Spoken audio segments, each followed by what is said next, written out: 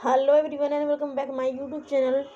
Polity के पन्ने में आपको एक बार फिर से आपको बहुत बहुत स्वागत। जैसा कि आप सभी को पता है, आज हम डिस्कस करने वाले हैं किसके बारे में। एक बार देखिए, हिस्ट्री के बारे में आज हम डिस्कस करने वाले हैं।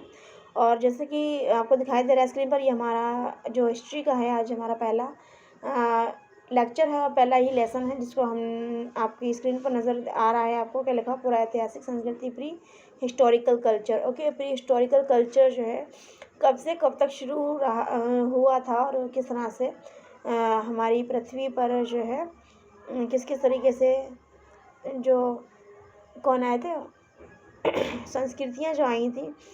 तो जिसे पुरापाषाण काल, निम्न पुरापाषाण काल, मध्य पुरापाषाण काल, उच्च पुरापाषाण काल में बांटा हुआ है। तो उन सभी को हम क्या पढ़ेंगे, सीक्वेंस में पढ़ेंगे और समझेंगे किस किस तरीके से संस्कृति के साथ साथ लोगों ने अपने व्यापार को, अपने बिजनेस को बढ़ावा दिया, किस किस तरीके से अपना जीवन निर्वाह किया, तो इसके बारे में पढ़ेंगे। तो चलिए लेट्स सी और देखते हैं एक बार जाके। जैसा कि आपको स्क्रीन पर नज़र आ रहा है, मैं हल्का सा जूम कर लेती हूँ और देखिए, इससे ज़्यादा जूम नहीं होगा,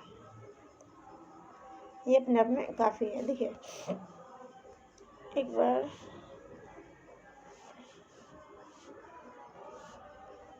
देखिए, क्या लिखा हुआ है, भारतीय पुरापाषाण काल। क्या लिखा है, भारतीय पुरापाषाण काल को मानव द्वारा इस्तेमाल किए जाने वाले पत्थर और औजारों के स्वरूप और जलवायु में होने वाले परिवर्तन के आधार पर तीन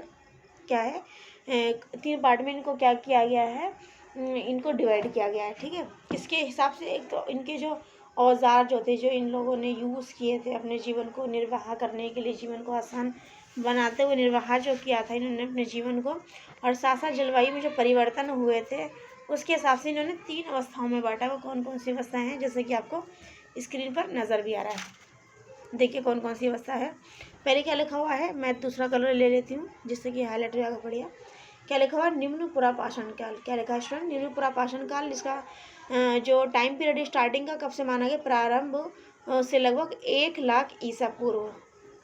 ईसा पूर्व में क्या होता है कि ईसा की जन्म से पहले की बात होती है। ठीक है, तो इसमें क्या होता है, जो संख्याएं होती हैं वो कैसे चलती हैं, घटते हुए क्रम में चलते हैं। ठीक है, यानी कि प्रारंभ से 1,00,000 ईसा वर्ष पूर्व, जिसको बताया गया है निम्न पुरापाषाण काल। सेकंड है जिसको कहा गया है मध्य पुरापाषाण काल। इसका जो काल है वो बताया गया है 1,00,000 ईसा पूर्व से 40,000 ईसा पूर्व। अब इससे पहले हमने क्या पढ़ा था स्टूडेंट, निम्न पुरापाषाण काल, जिसमें हमने पढ़ा 1,00,000 ईसा, प्रारंभ से 1,00,000 ईसा वर्ष पूर्व। उसके बाद में मध्य पुरापाषाण काल, इसमें हमने पढ़ा क्या, 1,00,000 ईसा पूर्व से 40,000 ईसा पूर्व। ठीक है, उसके बाद में बात करें किसके बारे में, उच्च पुरापाषाण काल, तो 40,000 से लेकर के क्या है 10,000 ईसा पूर्व। तो एक बार हम दोबारा से इसको हम माइंड में क्या कर लेंगे, रिकॉल कर लेंगे। हमने क्या पढ़ा था, सबसे पहले निम्न पुरापाषाण काल, मध्य पुरापाषाण काल, उच्च पुरापाषाण। निम्न पुरापाषाण काल की यदि बात की जाए तो हमने इसको पढ़ा था प्रारंभ से लेकर के 1,00,000 ईसा पूर्व।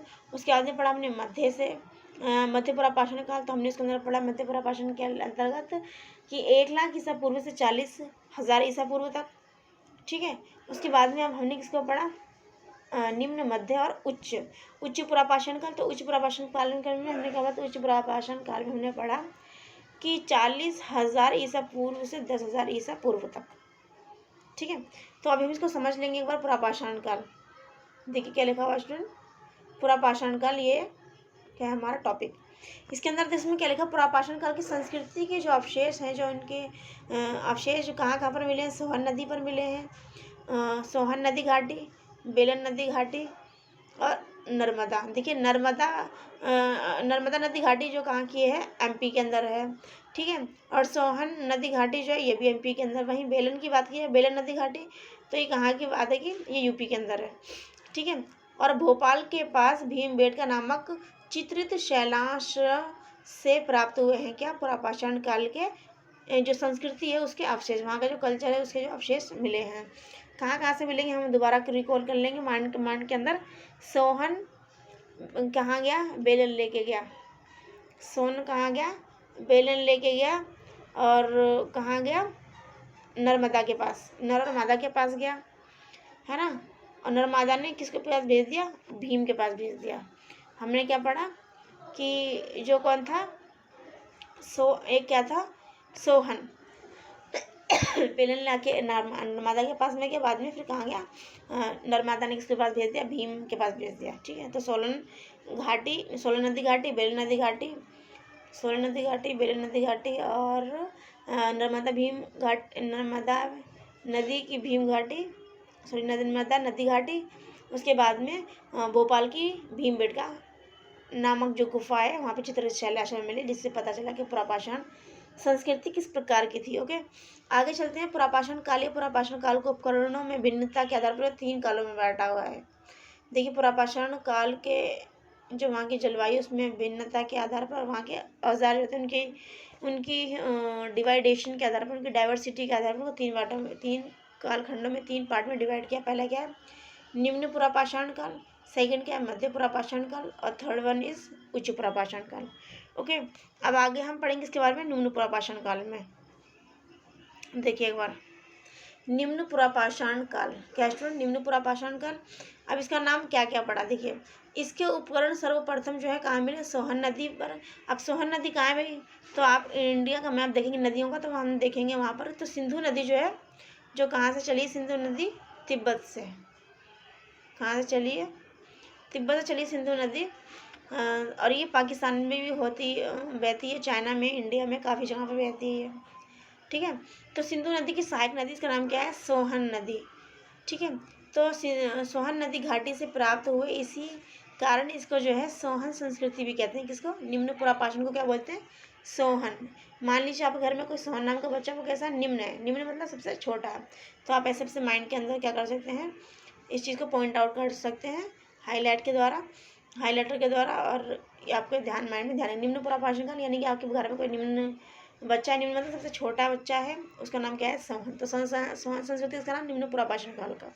ठीक है, अब भाई यहाँ पर क्या क्या मिला, इस काल में पेबुल, चॉपिंग उपकरणों के साक्ष्य मिले हैं।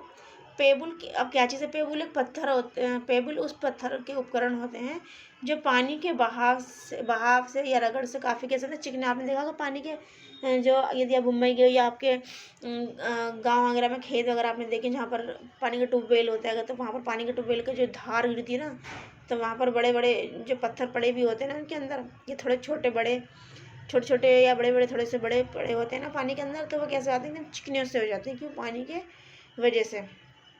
तो ये वहीं भी यही बात लिखी, पानी के बहाव में रगड़ खाकर चिकने और सपाट हो जाते हैं, उनको बोलते हैं पेबुल।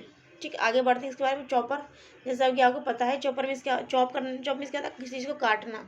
तो चॉपर बड़े आकार का एक उपकरण होता था जो पेबुल से बनाया जाता है, यानी कि जो चिकने जो पत्थर हुआ करते थे, जो पानी की धार के द्वारा कैसे जाते थे, चिकने हो जाया करते थे, उनसे बनता था क्या, चॉपर। दूसरा लिखा हुआ है चॉपिंग उपकरण, और चॉपिंग और चॉपर से क्या समझ में आता है आपको, चॉपर मतलब एक जैसे चाकू होता है जो किचन में यूज़ करते हैं, जिससे हम साग वगैरह काटते हैं, उसको बोलते हैं हम चॉपर। ठीक है, इसमें लिखा चॉपिंग मतलब चॉपर से भी ज़्यादा, यानी कि किसी चीज़ को ज़्यादा चॉप करना, यानी कि किसी चीज़ को ज़्यादा से ज़्यादा काटने वाला कोई हथियार, तो यानी कि चॉपिंग है। तो उससे क्या मतलब, वो द्विधारी ये क्या होता है, उपकरण होता है, यानी कि सिर्फ दोनों साइड में क्या होती है, धार होती है, जिससे कि चॉप जो हो चीज़ वो मतलब ज़्यादा स्पीडली हो पाए और ज़्यादा मात्रा में चीज़ दोनों साइड से चॉप हो जाए। ठीक है, चॉपिंग जो है उपकरण है द्विधारी, अर्थात पेबुल के ऊपर दोनों किनारे को छीलकर उनमें धार लगाई जाती है। यानी पेबुल नाम का जो पत्थर था, उसको दोनों तरफ से किनारे छील करके उस पर क्या लगाई जाती है, धार लगाई जाती है, तब वो क्या बनता है, चॉपिंग। एक तरह से कटर भी बोल सकते हैं इसको, चॉपिंग कटर आपने देखे होंगे आज के टाइम में, वो चिकने पत्थर से होते हैं। आज के टाइम में क्या होता है, स्टील वगैरह होती है, लोहे की या सिल्वर की, जो वो रहती है चॉपिंग कटर, वैसा ही है ये।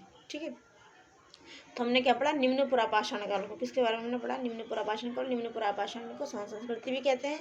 इसमें हमने 3 चीज़ें पढ़ी, पेबुल, चॉपिंग और चॉपर। ठीक, आगे हम पढ़ेंगे इसके बारे में मध्य पुरापाषाण काल के बारे में। देखिए एक बार, मध्य पुरापाषाण काल छोटा कर लेते हैं। देखिए मध्य पुरापाषाण काल, देखिए इसमें क्या है, मध्य पुरापाषाण काल, इस काल में देखिए एक बार, इस काल में बहुसंख्यक क्या मिले, कोर, फ्लैग, ब्लड उपकरण प्राप्त हुए। इस किसे, मध्य पुरापाषाण काल में। इससे पहले हमने पढ़ा था निम्न पुरापाषाण काल में, जिसको हमने निम्न पुरापाषाण काल किया था, हमने क्या था, एक छोटा बच्चा है हमारे घर में, जिसको हमने क्या बोला है, सोहन। हमने यहाँ क्या पढ़ा, मध्य प्राशन काल में यहाँ इसमें क्या मिला, ज़्यादातर कोर मिले हैं, फ्लैक मिले हैं, ब्लड उपकरण मिले हैं, जिसके कारण फलकों की अधिकता के कारण मध्य प्राशन काल को क्या कहा गया, फलक संस्कृति क्या कहा गया स्टूडेंट, फलक संस्कृति। में एक बार हाईलाइट कर दे रही हूँ दोबारा से, फलक संस्कृति। फलक संस्कृति किसको कहा गया स्टूडेंट, मध्य प्राशन काल को। ठीक है, एक बार दोबारा देखेंगे क्या लिखा हुआ आगे, मध्य प्राशन काल के औजारों का निर्माण अच्छे प्रकार के क्वार्टर्स, ये जो वर्ड होते हैं इस तरह के जिनको आप बोलने में थोड़ी सी आपको कई बार ज़बानी पढ़ पाती है किस तरह से, या हिंदी वर्ड होते हैं तो उनको बोलना किस तरीके से होता है, उनका प्रोनाउंसिएशन इंग्लिश में होता है, तो उनको आप कई बार लिख करके देख लेंगे तो आपको मिस्टेक नहीं होगी। क्वार्टरजाइट क्या है, क्वार्टजाइट ये क्या होते हैं, एक टाइप होता है पत्थर का। इस तरीके से मैंने NCERT में ही पढ़ा था किसके बारे में, चर्ट नाम का एक पत्थर था। ठीक है, जो मध्य प्राशन काल में था, किसमें था, मध्य प्राशन काल में चर्ट नाम का एक पत्थर था। ठीक है, जो हमने पढ़ा था, कौन सी क्लास की NCERT थी, हाँ 12th की एंशिएंट हिस्ट्री में पढ़ा था मैंने, चर्ट नाम का पत्थर था। ठीक है, और सेल खड़ी पढ़ी हमने, सेल खड़ी जो होती कैसी होती है, बहुत ज़्यादा कैसा होता है, मुलायम पत्थर होता है, मैंने आपको बताया था। ठीक है, मध्य प्राशन काल के औजारों का निर्माण अच्छे प्रकार के क्वार्टर्स जाइट पत्थर से किया गया। मध्य प्राशन काल के उपकरण महाराष्ट्र में नेवासा, झारखंड में सिंहभूमि, उत्तर प्रदेश में जो है क्या नाम था, तकिया, क्या नाम था, चकिया, हाँ चकिया कहाँ है, वाराणसी में, और बेलन घाटी जो कहाँ की है, प्रयागराज में, और मध्य प्रदेश का कौन सा एरिया था, सिलवासा, मध्य प्रदेश की भीमबेटका गुफा, और सोन घाटी गुजरात में, सौराष्ट्र, हिमाचल में व्यास, और क्या था, व्यासगंगा, वानगंगा, हाँ वानगंगा, और सिरसा, ये घाटियाँ जो थी ये सभी किसके बारे में बताती है, मध्य प्राशन काल के बारे में। एक बार और देखेंगे मध्य प्राशन काल के बारे में क्या लिखा हुआ है। मध्य प्राशन में फलकों की अधिकता के कारण इसे फलक संस्कृति के नाम से जाना गया। अच्छे प्रकार के, इसमें क्या हुआ था, मध्य प्राशन काल के जो औजार थे उसमें क्या हुआ था, अच्छे प्रकार के क्वार्टरजाइट पत्थर से बने हुए थे उसके उपकरण। मध्य प्राशन काल के उपकरण महाराष्ट्र में नेवासा, एक बार ब्लैक कलर ले लेती हूँ, मध्य प्रदेश में, पहले आप क्या करेंगे, आप पहले क्या करेंगे, लिख लेंगे महाराष्ट्र, नोट्स बनाएंगे या वैसे भी लिख लेंगे, सर को जब मैं बताती हूँ आपको। देखिए एक बार मैंने किस तरीके से याद करा था, देखिए मैं बता देती हूँ। सबसे पहले हम बात करें किसके बारे में, गुजरात। सबसे पहले क्या पड़ता है, गुजरात से मिला वो क्या है, मध्य प्रदेश से क्या मिला है, यूपी मिला हुआ है, यूपी से मिला क्या है, यूपी दो जगह पे, एक है प्रयागराज। ठीक, मेरे को चाहिए कलर जो है सही नहीं लग रहा है, थोड़ा सा डार्क लेती हूँ, थोड़ा सा उड़ा लेते हैं। देखिए हमने किसके बारे में पढ़ा, हमने पढ़ा सबसे पहले गुजरात के बारे में। ठीक, उसके बारे में गुजरात से मिला हुआ क्या है, एमपी लिख देती हूँ मैं ऐसे ही। ठीक, उसके बाद में हमें क्या लिखना है, यूपी, और यूपी का एक प्रयागराज भी हम यहाँ लिख लेते हैं। ठीक है, उसके बाद में हम किसको लिखेंगे, छत्तीसगढ़। ठीक, उसके बाद में हम लिखेंगे किसके बारे में, जम्मू, और 1 2 3 4 5 कौन सा रह गया, जम्मू है क्या, गुजरात, हिमाचल, जम्मू नहीं हिमाचल है, देखिए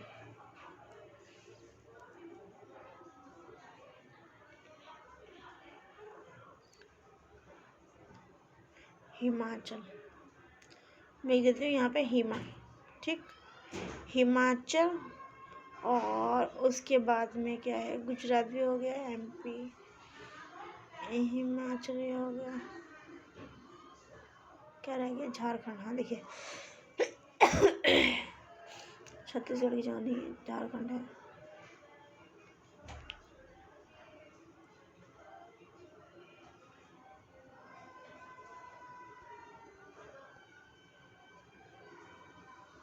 अच्छे हैं। देखिए गुजरात की यदि हम बात कीजिए तो गुजरात में क्या है, रेड कलर ले लेती हूँ, गुजरात में क्या है? सौराष्ट्र।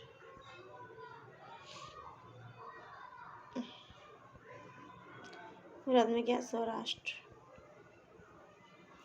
मध्य प्रदेश के अंदर भीमबेटका के अलावा हमने क्या पढ़ा था? सोहन। सोहन और भीमबेटका हम लिख सकते हैं इसके अंदर। यूपी का कौन सा एरिया था? चकिया। चकिया यूपी का कौन सा एरिया था स्टूडेंट? चकिया। वहीं बात की जाए किसके बारे में? प्रयागराज के बारे में। तो प्रयागराज के में क्या है? बेलन घाटी। यानी कि प्रयागराज में जो भी बच्चे तैयारी करते हैं वो वही रोटी वोटी उनको बनाना पड़ती है, बेलन वगैरह लेके जाते हैं अपने घर से। ठीक, तो हम याद कर लेंगे बेलन घाटी, प्रयागराज। उसके बाद में किसके बारे में बात करते हैं? झारखंड। झारखंड के अंदर कौन सी? झारखंड में सिंह भूमि। हाँ देखिए, झारखंड के जो लोग हैं वो कैसे? शेर जैसे। तो हम लिखेंगे शेर की भूमि में रहने वाले लोग क्या लिख रहा है? सिंह भूमि। हिमाचल में एक है व्यास। व्यास और हाँ वान गंगा। वान गंगा, वान गंगा और सिरसा। वान गंगा और सिरसा। ठीक, एक बार दोबारा से देख लेंगे। हमने क्या पढ़ा? गुजरात, मध्य प्रदेश, मध्य प्रदेश से लगा हुआ क्या? यूपी। यूपी से लगा हुआ, यूपी में क्या है? प्रयागराज। उसके बाद में क्या है? झारखंड। उसके बाद में हिमाचल प्रदेश। ठीक है, तो हमने किसके बारे में पढ़ा? गुजरात के बारे में। गुजरात के अंदर कौन सी जगह है? सौराष्ट्र। क्या है स्टूडेंट? सौराष्ट्र है, ये एक ऐसी जगह है जहाँ पे क्या है? सौराष्ट्र में स्टूडेंट में क्या पढ़ा था इसके बारे में? मध्य पुरापाषाण काल। ये जो ऐसी घाटियाँ हैं जहाँ से हमें क्या मिले थे? मध्यकालीन जो पुरापाषाण जो है वहाँ की संस्कृति के अवशेष मिले। ठीक है, उसके बाद में सोहन घाटी है जो कहाँ की है? एमपी। और भीमबेटका भी है इसके अंदर। यूपी में क्या है? चकिया। चकिया नाम की एक जगह है, वहाँ पर भी मध्य पुरापाषाण काल के जो क्या मिले थे? अवशेष मिले थे। प्रयागराज के अंदर बेलन घाटी, और झारखंड के अंदर सिंह भूमि, और व्यास जो हिमाचल प्रदेश के अंदर व्यास, और वान गंगा और सिरसा। ये एक ऐसे जगह थे जहाँ पर किसके बारे में पता चला हमें? मध्य पुरापाषाण काल के बारे में पता चला। हमने पढ़ा था मध्य पुरापाषाण काल में ज़्यादातर फ्लड और ब्लेड ज़्यादातर मिले, फलक मिले, जिनकी अधिकता के कारण ये सब चीज़ें किस माना था? खुदाई के काम आया करती थी ये सब चीज़ें। इसी की अधिकता के कारण जो है इसको फ्लड संस्कृति कहा गया, किसको? मध्य पुरापाषाण काल को। वहीं बात की जाए किसके बारे में? अभी हमने पढ़ा था निम्न पुरापाषाण काल। निम्न पुरापाषाण काल का हमने पढ़ा था कि उसको क्या कहा गया? बताइए। सोहन। हमने कहा था कि हमारी फैमिली एक बच्चा था, इसका नाम क्या है? सोहन। तो सोहन नाम की संस्कृति किसको दी गई? निम्न पुरापाषाण काल को। ठीक है, और हमने इसके अंदर पढ़ा था निम्न पुरापाषाण के अंदर पीबुल, सॉरी पीबुल नहीं, पेबुल एक कहता था, एक पत्थर था, चिकना पत्थर जो पानी के भाव से उसको चिकना बना देता है। और उसके बाद में हमने पढ़ा था पेबुल, चॉपिंग और चॉपर। चॉपिंग और चॉपर के बारे में। चॉपर क्या होता है? एक धारी जो कैसा था? ब्लेड होता है, ब्लेड होता है जो किसी भी चीज़ को काटने में उपयुक्त होता हुआ करता था उस ज़माने में। जो कैसा बनाया करता? धारदार जो पत्थर है, जो पानी के बहाव से चिकना पत्थर होता है उसको धारदार करके बनाया जाता था। सेकंड हमने पढ़ा था चॉपिंग। चॉपिंग के हमने पढ़ा था जो द्विधारी कैसा हुआ करता था? एक द्विधारी कैसा होता था? एक ब्लेड हुआ करता था उस ज़माने में जो पत्थर का बना हुआ करता था, जिससे कोई भी चीज़ आसानी से काटी जा सकती थी। तो आज के लिए बस इतना ही। Thank you for watching. Like and subscribe and multiple time revision, और दुआ कीजिए मुझे अल्लाह गवर्नमेंट जॉब दे, क्योंकि मैं बड़ी परेशानी हालत में हूँ। कुछ दर्द ऐसे अपना ने दिए हैं जिसे बुलाया नहीं जाता, उसे कहा नहीं जाता, जिसे बताया जाता। So take care, bye bye, अल्लाह हाफिज़।